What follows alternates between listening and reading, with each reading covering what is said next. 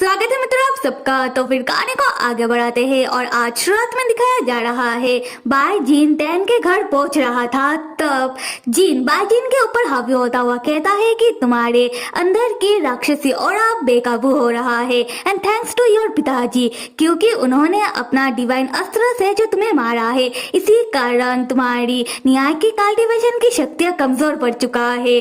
तो bye gene आप और देर मत करो, तुम्हारे अंदर की राक्षसी और को तुम पूरी तरीके से अपने अंदर संभालो। उसके बाद बाय जीन तुम जीन बन जाओगे और तुम्हारे शरीर पर मेरा कब्जा होगा। और वैसे भी आज नहीं तो कल तुम्हारे अंदर की राक्षसी औरा तुम्हारे ऊपर काबू कर लेगा। उसके बाद तुम्हारे शरीर पर मेरा कब्जा तो हो ही जाएगा और तब इस शरीर में सिर्फ जीन रहेगा, ना कि बाय जीन। बाय जीन को तब जीन के बातों से बहुत गुस्सा आता है और वो जीन को मुक्का मारने लगता है, जो जाहिर सी बात है कि जीन को तो नहीं लगता पर उसे खुद ही लग जाता है। खैर बाय जीन तब सोचता है कि अगर सच में किसी दिन बाय जीन जीन बन जाएगा और बाय जीन के शरीर में सिर्फ जीन रहेगा, तब टैन और डोडो का क्या होगा? क्या टैन तब बाय जीन को भूलकर जीन के साथ खुशी खुशी रहने लगेगा? उसके बाद बाय जीन फ्लैशबैक को याद करने लगता है जब कुछ समय पहले गुफा के अंदर अंकल फैन बाय जीन के ऊपर उन्हें बहुत गुस्सा आ रहा था। तब अंकल फैन देखते हैं कि बाय जीन की राक्षसी औरा बेकाबू हो रहा था। तब अंकल फैन अपने गुस्से को भूलकर बाय जीन का मदद करने लगते हैं। अंकल फैन बाय जीन से कहते हैं कि बाय जीन तुम्हारी शरीर बहुत ही कमजोर हो चुका है और मैं ज्यादा देर तक तुम्हारे अंदर की राक्षसी औरे को दबा नहीं सकता। बाय जीन अगर तुम मेरा सलाह मानो तो तुम यहाँ रह के राक्षसी कल्टीवेशन करने लग जाओ और एक राक्षस कल्टीवेटर बन जाओ। सिर्फ यही एक तरीका है जिससे तुम अपने अंदर की राक्षसी औरे को काबू कर सकते हो, वरना ये राक्षसी औरा तुम्हें ही काबू करने लगेगा। पर मेरे बेटे, मैं तुम्हें कोई झूठा दिलासा नहीं दूंगा। मैं जिस रास्ते पर चल चुका हूँ मैं उस रास्ते से वापस नहीं आऊंगा। मैंने जो शुरू किया है मैं उसे अंजाम तक पहुँचा कर रहूंगा। पर मेरे बेटे, तुम्हारे पास अभी भी चुनने का मौका है। अब आते हैं फ्लैशबैक से बाहर। हम बाय जीन को देखते हैं जो टैन और डोडो को याद करता हुआ मनी मन कहता है कि क्या सच में मेरे पास कुछ भी चुनने का मौका है? उसी वक्त टैन के घर के अंदर से टैन का दोस्त वही येलो बिंदी वाला आदमी और बाय जीन का स्नो चीता बाहर निकलता है।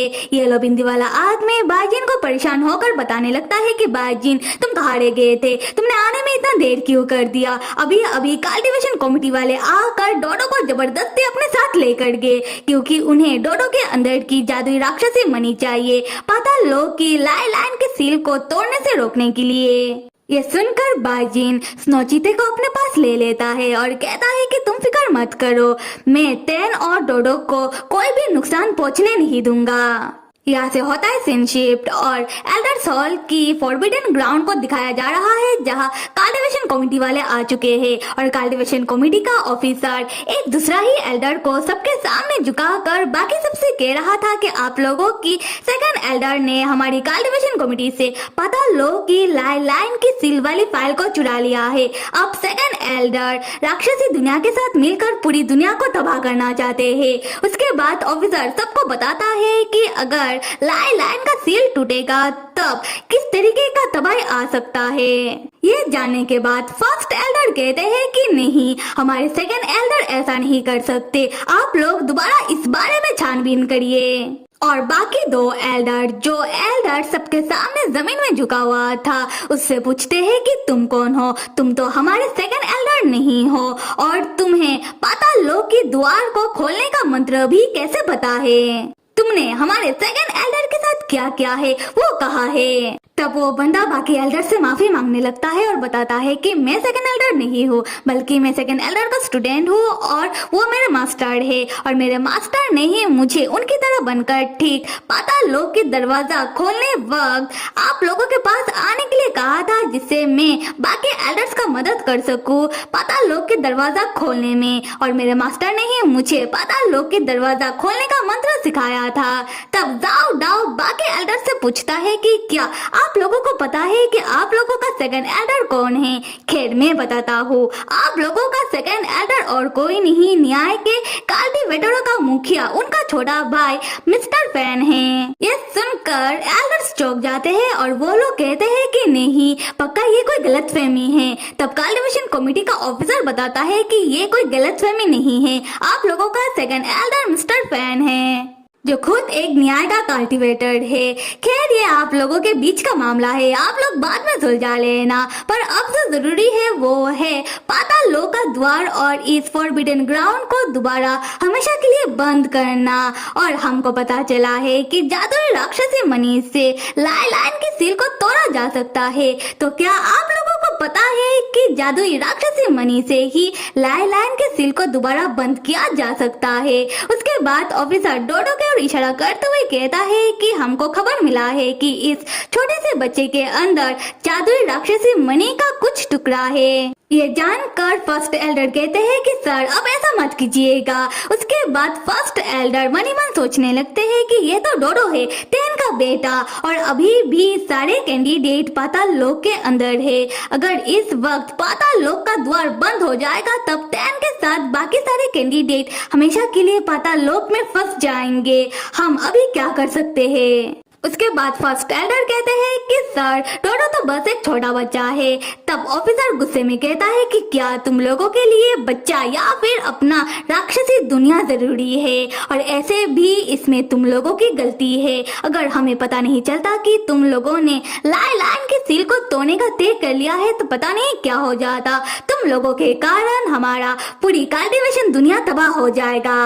तब फर्स्ट एल्डर के पास कोई चारा नहीं बचता और वो बेबस होकर कहते हैं कि ठीक है, आप लोगों को जो सही लगे आप लोग वो कीजिए। उसके बाद ऑफिसर डोडो के ओर बढ़ने लगता है। उसी वक्त मास्टर होंग आते हैं और वो डोडो को अपने गोदी में ले लेते हैं और बहुत ही गुस्से में कहते हैं कि मेरे होते हुए मेरे ग्रैंड स्टूडेंट को कोई भी नुकसान नहीं पहुंचा सकता। अब आप लोग मेरी बात ध्यान से सुनिए। पाताल लोक की लाइलाइन का सील एग्जैक्ट कौन से प्लेस में है ये किसी को नहीं मालूम और डोडो बहुत ही छोटा है, वो उस प्लेस को ढूंढ नहीं सकता। और रहा सवाल बाकी कैंडिडेट का, अगर किसी ने लाइलाइन की सील की प्लेस को ढूंढ भी लिया तब वो एवे ही सील को तोड़ नहीं सकता।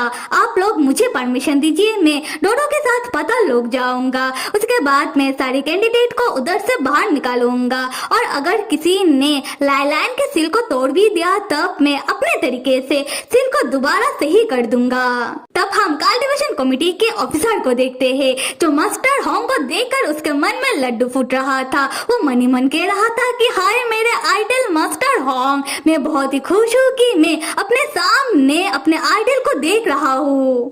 तब कल्टीवेशन कमेटी का दूसरा मेंबर मास्टर होंग से कहता है कि नहीं, ये तो नामुमकिन है, हम तुम्हें पाताल लोक के अंदर जाने का परमिशन नहीं देंगे। ऑफिसर तब उस मेंबर को डांटते हुए कहता है कि तुम चुप रहो, तुम मास्टर होंग के साथ तमीज से बात करो। उसके बाद ऑफिसर मास्टर होंग से कहने लगता है कि मास्टर होंग, हमें पता नहीं था कि छोटा बच्चा आपका ग्रैंड स्टूडेंट है। खैर मैं आपको कुछ दिन का समय दे सकता हूँ पाताल लोक जाने का, पर जैसा कि आपको पता ही है कि पाताल लोक राक्षसी दुनिया के लिए बहुत ही जरूरी है और अभी पाताल लोक की लाइलाइन के सील के कारण पूरी कल्टीवेशन दुनिया खतरे में है। तो आप जो भी करना संभाल कर करिएगा। मास्टर होंग ऑफिसर को थैंक्स करते हैं कि ऑफिसर ने मास्टर होंग की बातों को समझा। ऑफिसर तब बाकी एल्डर से कहता है कि पाताल लोक के दरवाजे को जल्दी से खोला जाए। तब एल्डर्स मान जाते हैं। हम डोडो को देखते हैं जो मास्टर होंग से पूछ रहा था कि क्या हम डाडा से मिलने के लिए जा रहे हैं, पर डाडा ने तो कहा था कि डोडो घर में रह के डाडा का इंतजार करे। मास्टर होंग कहते हैं कि डोडो तो अच्छा बच्चा है तो डोडो उनसे ज्यादा सवाल ना पूछे। अगर डोडो को नींद आ रहा है तो डोडो सो सकता है। डोडो सोचता है कि मैं कैसे सो जाऊं। डाडा ने मुझसे कहा था कि पापा आने के बाद उनके ऊपर नजर रखूं। पापा कहाँ चले गए? तब बाकी एल्डर्स अपने मंत्र से पाताल लोक के दरवाजे को खोलते हैं। ये देखकर डोडो कहता है कि वाह, क्या ये कोई हॉन्टेड हाउस है या फिर कोई गेम? उसके बाद मास्टर होंग डोडो को लेकर पाताल लोक के द्वार से होकर पाताल लोक जाने लगते हैं। तब एक एल्डर उन्हें कुछ कहने वाला होता है पर फर्स्ट एल्डर उसे रोकते हुए कहते हैं कि बस बहुत हो गया, अच्छा यही होगा कि वो लोग कुछ ना कहे और अपना मुंह बंद रखे। दूसरी तरफ हम जोडो को देखते हैं जो मनी मन कह रहा था कि ये लोग पाताल लोक के अंदर जा कैसे रहे हैं, मुझे जिंजिन को भी पाताल लोक के अंदर बेचने का बंदोबस्त करना होगा। तो फिर मेरे प्यारे अरे मित्रों, अगर मेरा एक्सप्लेनेशन पसंद आ रहा है तो लाइक, सब्सक्राइब और कमेंट करना बिल्कुल भी मत भूलिएगा। Till then stay with me and see you.